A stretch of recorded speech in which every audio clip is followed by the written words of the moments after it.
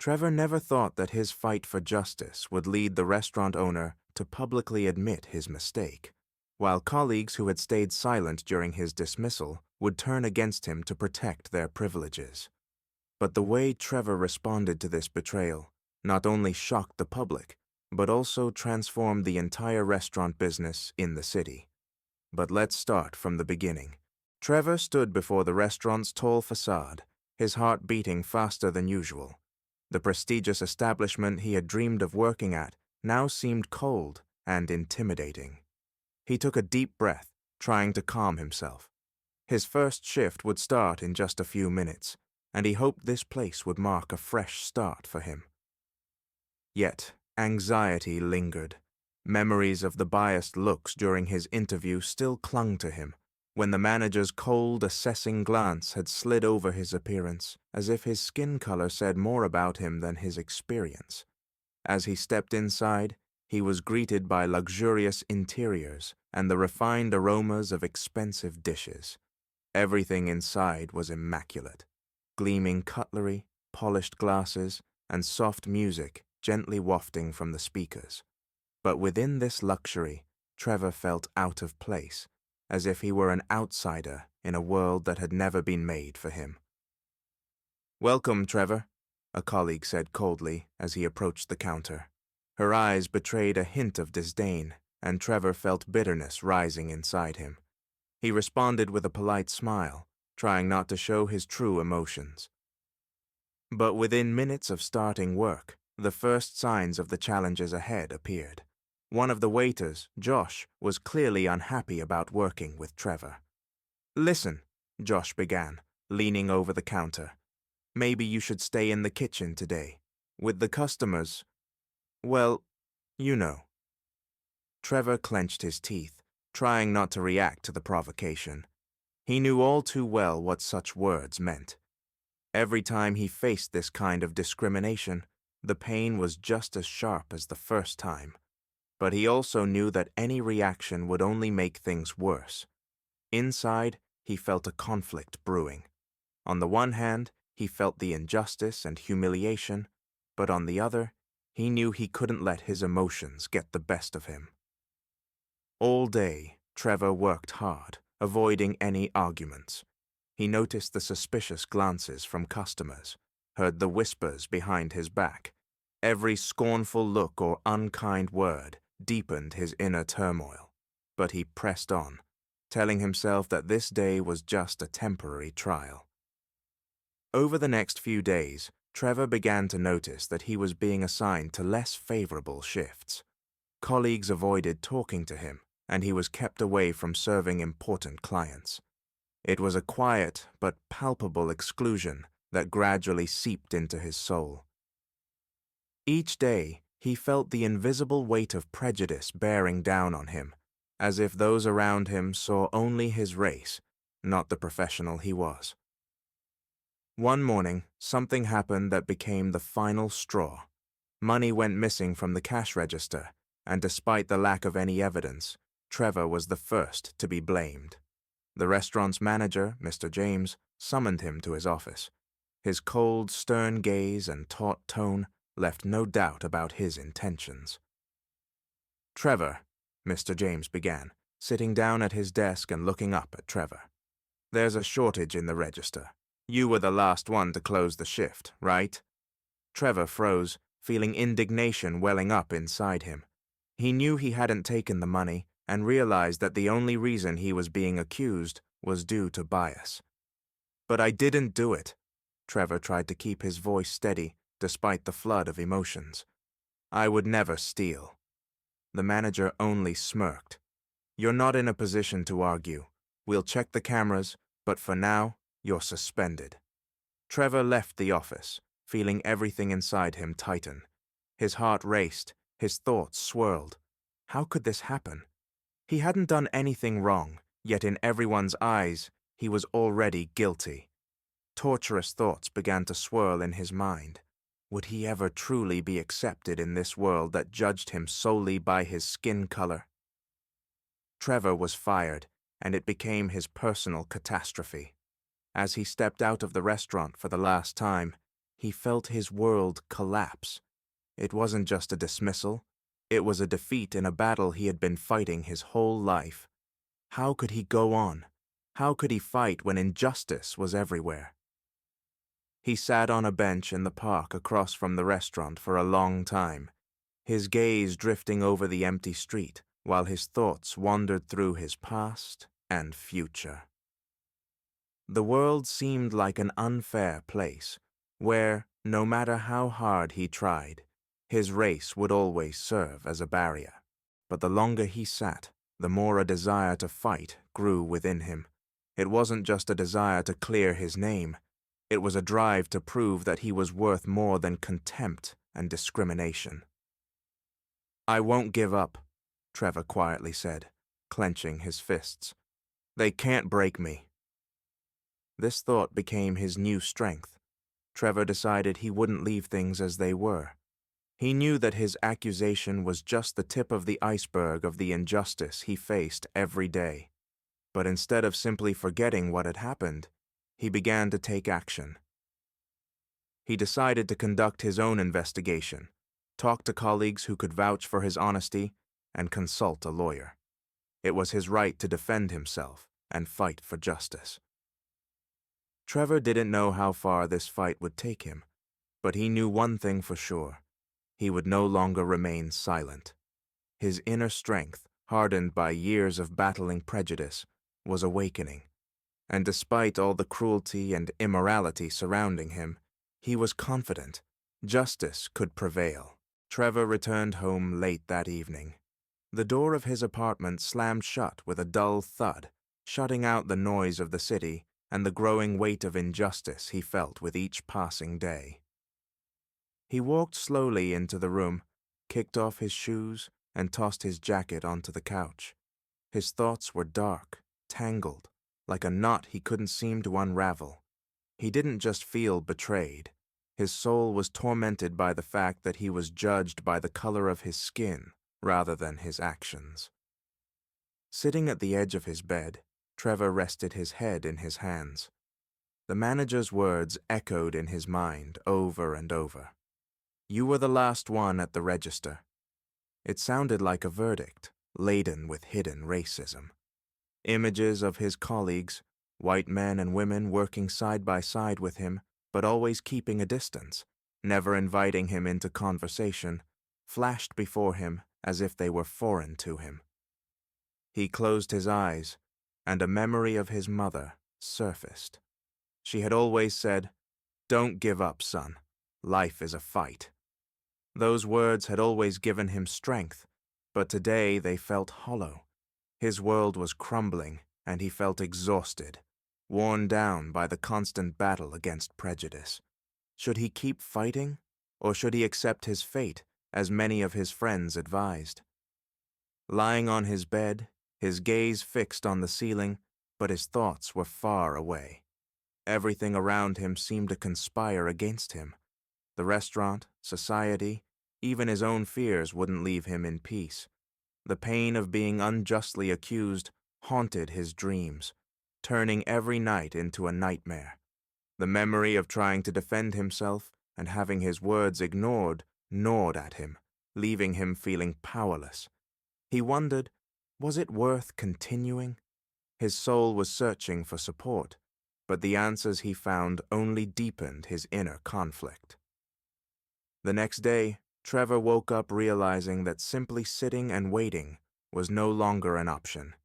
He had to act, but he needed allies. He knew he couldn't do it alone. His first thought was to reach out to friends and family, hoping for their support. He dialed the number of his old friend Jason, who he knew worked at another restaurant and had also faced similar injustices. "Jason, I need your help," Trevor said when his friend picked up. "I'm being accused of a theft I didn't commit. It's because I'm black. You know how it goes. I need to prove my innocence." There was a long pause on the other end of the line, before Jason quietly replied, "Look, Trevor, I get you, but don't make things harder for yourself. Believe me, it's not worth it. You could lose everything." Trevor felt a surge of anger. He understood his friend's fear, but he couldn't accept such a response. Lose everything? Jason, I'm already losing it all. They fired me. They're accusing me of something I didn't do. If I give up now, it means they win. Do you really think I should just sit down and stay quiet? Jason sighed. I don't know, Trevor. Sometimes it's easier if you don't get involved in this kind of stuff. Those words cut deep. Trevor had expected support, but instead faced the same resignation that hung over all his friends. Many of them, like him, knew what racism and injustice felt like, but they were too afraid to do anything about it. Nobody wanted to lose their job. Nobody wanted to become a target. However, for Trevor, this was no longer a matter of choice. He felt that his struggle was not only for his name, but for everyone who faced similar discrimination. Gathering courage, he started meeting with colleagues who might testify on his behalf. Some of them had also suffered from discrimination, but their answers were predictable. I can't take the risk. I've got kids. Just let it go. Trevor understood their fear. He felt it too. But inside him, a growing certainty took root. If no one spoke up, nothing would ever change. Trevor was beginning to lose hope of success when an unexpected phone call interrupted his thoughts. It was Tom, one of his former colleagues who had left the restaurant months ago. His voice was a little shaky, but determined. Hey, Trevor, Tom said. I heard what happened to you. You know, this isn't the first time the restaurant has done something like this. Remember when they unfairly fired Louisa? It was for the same reason. I've decided I can't stay silent anymore. I want to help you. Those words felt like a breath of fresh air for Trevor. Finally, someone had the courage to speak up, and that gave him hope. Tom explained that he had witnessed the cashier manipulating the cash reports and could confirm that Trevor had nothing to do with it. I'm ready to testify, Tom said firmly. This injustice needs to stop. Trevor felt confidence returning to him. He wasn't alone. There were still people willing to fight for the truth, even if it meant risking their jobs or reputations. Now he had a chance. For the first time in a long while, he believed that justice was possible, and that belief gave him the strength to keep moving forward. Armed with this information, Trevor decided to go to a law firm and start formal proceedings. He was no longer willing to be a victim of the system. Now he was a fighter for truth, for justice, not only for himself, but for all who had been targets of injustice. Trevor sat at the small wooden table in his apartment, his eyes fixed on the laptop screen. A blinking cursor marked the unfinished article, his manifesto, his cry for help. He had written it to tell the world what had happened to him, how he was unjustly fired because of his skin color. But now, his fight wasn't just for himself, it was for everyone who had been humiliated and discriminated against in the restaurant industry.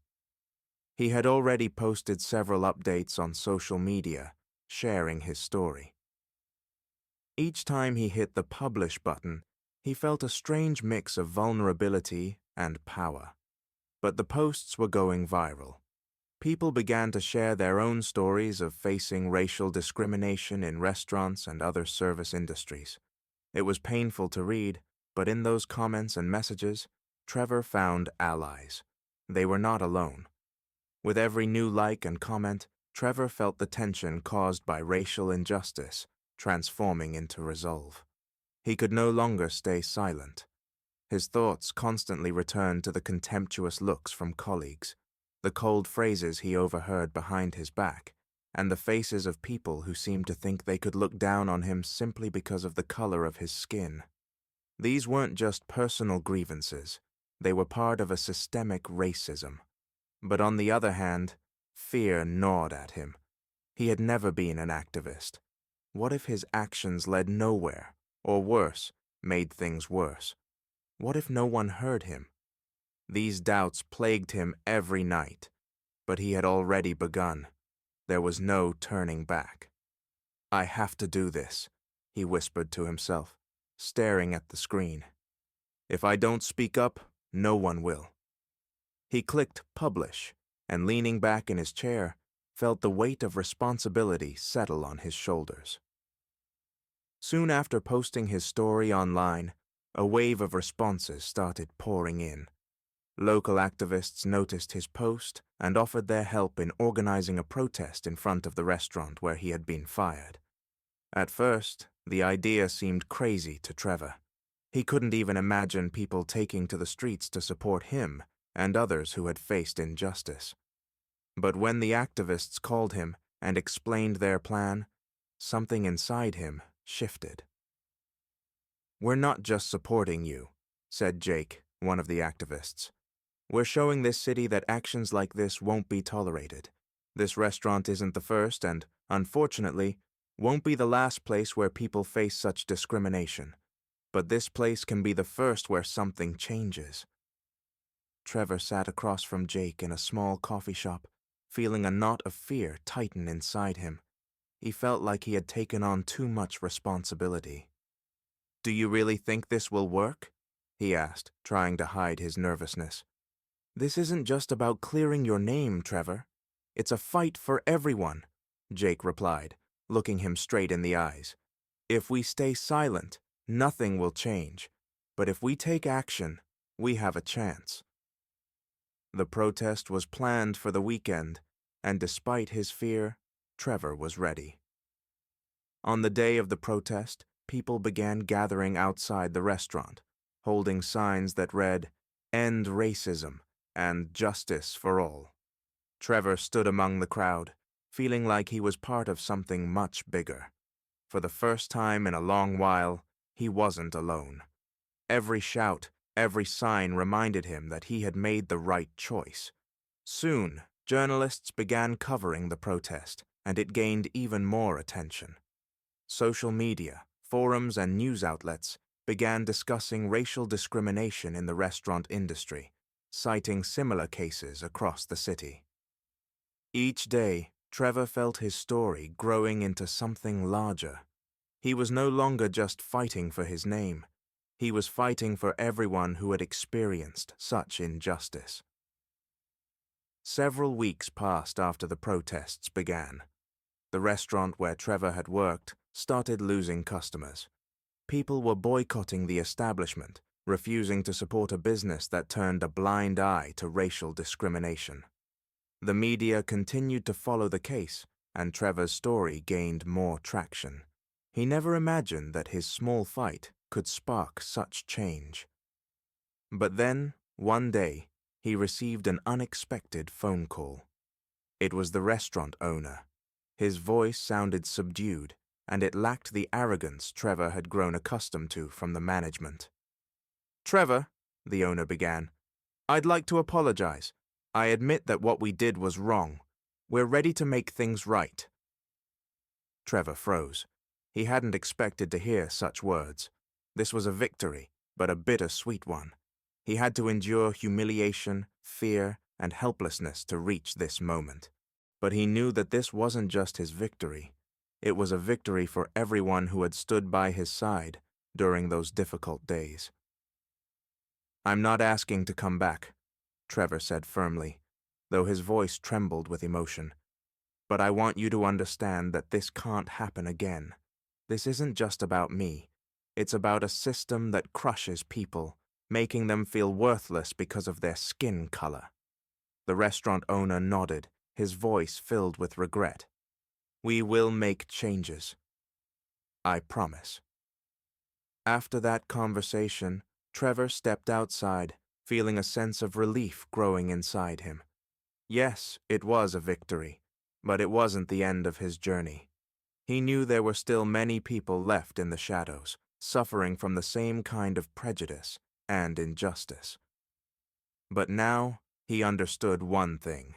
Change is possible if you don't remain silent.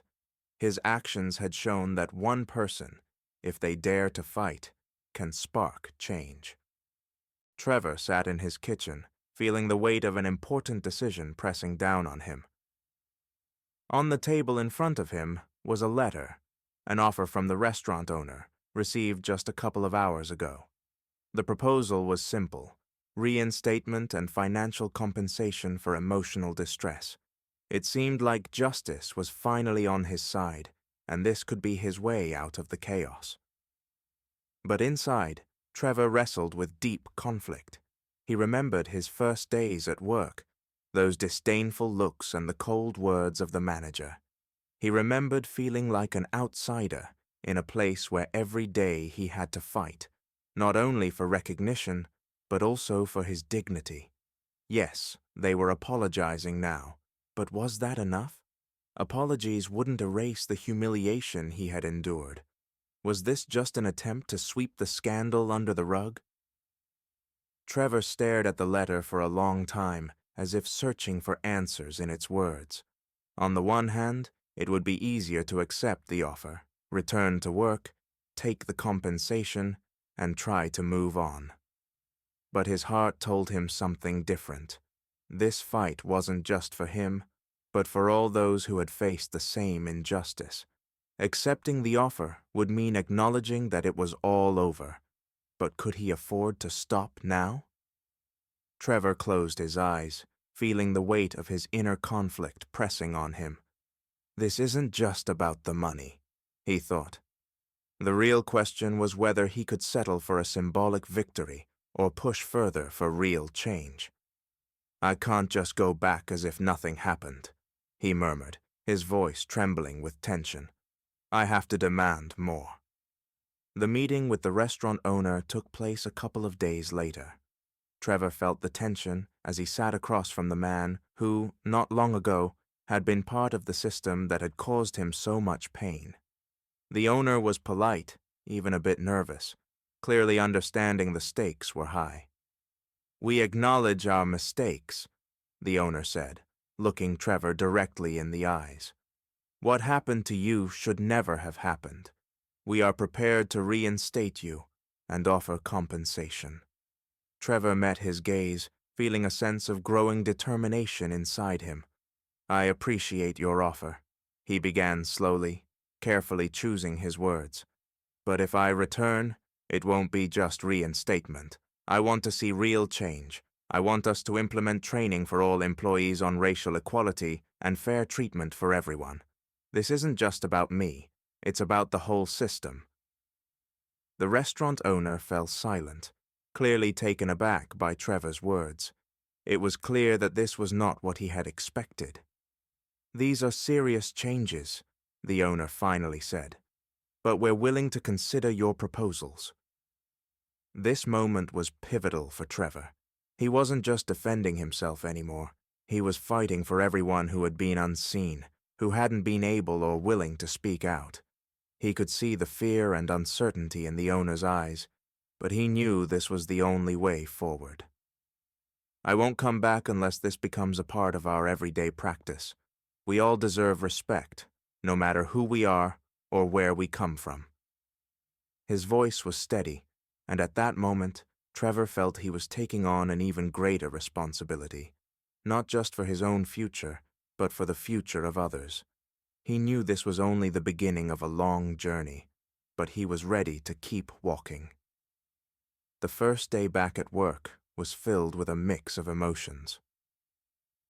Trevor entered the restaurant with the same sense of anticipation he had felt the very first time, but now everything seemed different. He no longer felt like an outsider or an outcast. This place wasn't just his workplace anymore. It was a symbol of the changes he had fought for. He noticed the shift in atmosphere. Colleagues who had once avoided his gaze or whispered behind his back now behaved differently. Some greeted him with uncertain smiles, while others came up to him, saying, "Hey, Trevor, glad to have you back." It was strange, but also satisfying. Customers no longer eyed him with suspicion or contempt. Every step Trevor took, every word he spoke, was a reminder of the small victories that could lead to something bigger. But even on that first day, he knew this was just the start. Despite the visible improvements, there was still a lot to be done. The new employee training programs were only just beginning, and many of the staff were still resistant to the changes. Deep down, Trevor knew that the fight for equality and justice was a process that could take years, but he could already see the first fruits of his efforts. He looked at his co-workers, how they helped each other, how they interacted more honestly and openly, and felt a quiet pride. This was his victory, but not only his, it was a victory for the entire community that had supported him in this fight. As the day ended, Trevor walked out of the restaurant and took a deep breath. A light smile played on his lips. He knew there was a long road ahead, but this day had shown him that every step counts. Every small victory could be the beginning of something greater. And perhaps, through his efforts, the world might become just a little bit better.